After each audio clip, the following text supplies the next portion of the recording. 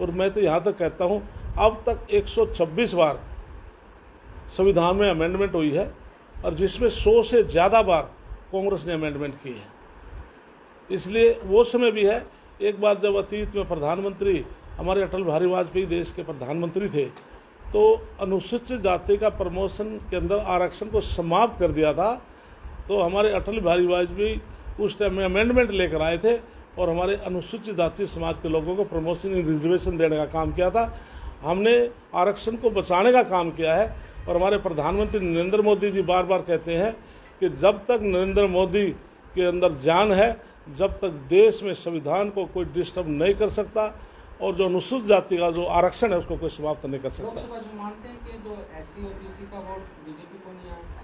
नहीं जी, बिल्कुल 100% BC का वोट एन ब्लॉक आया, इसमें SC समाज के लोगों में डेंट पड़ा। लेकिन जो 5 सीटें आई, इसके लिए इस बात का मानते हैं हमारे समाज के लोग पूरे देश के अंदर, मैं हरियाणा की बात नहीं करता, पूरे देश के अंदर उस भ्रामक प्रचार की वजह से हमारे समाज के लोग गुमराह होकर के वो कांग्रेस के पक्ष में वोट दे गए। लेकिन आज वो पछतासे हैं कि जब असलियत सामने आई कि ये गलत उनकी बयानबाजी की वजह से हम शिकार हुए। लोकसभा में इसका नुकसान हुआ है आप लोग मानते हैं, और दूसरा विधानसभा में इसको कैसे कवर कर पाएंगे? इसके लिए आज की हमारी जो मीटिंग जो बुलाई गई है, इसके लिए हमने पूरे प्रदेश के अंदर जो वरिष्ठ लोग हैं उनको डिस्ट्रिक्ट वाइज ड्यूटी लगाएंगे, वो हल्का वाइज ड्यूटी लगाएंगे, हल्का वाइज जिम्मेवार लोग फिर मंडल स्तर तक ड्यूटी लगाएंगे, मंडल स्तर के बूथ स्तर तक जाएंगे, क्योंकि हमारा संगठन पन्ना प्रमुख तक है।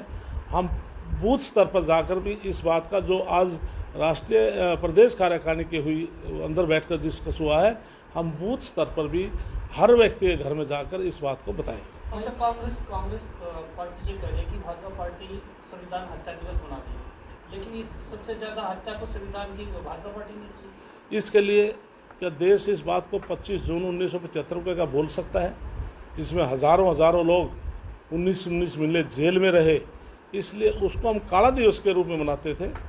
आज हमारी पार्टी की तरफ से फैसला हुआ, तो इसलिए 25 जून जो इमरजेंसी जो इंदिरा गांधी लगाई थी उसका देश का कोई नागरिक भूल नहीं सकता।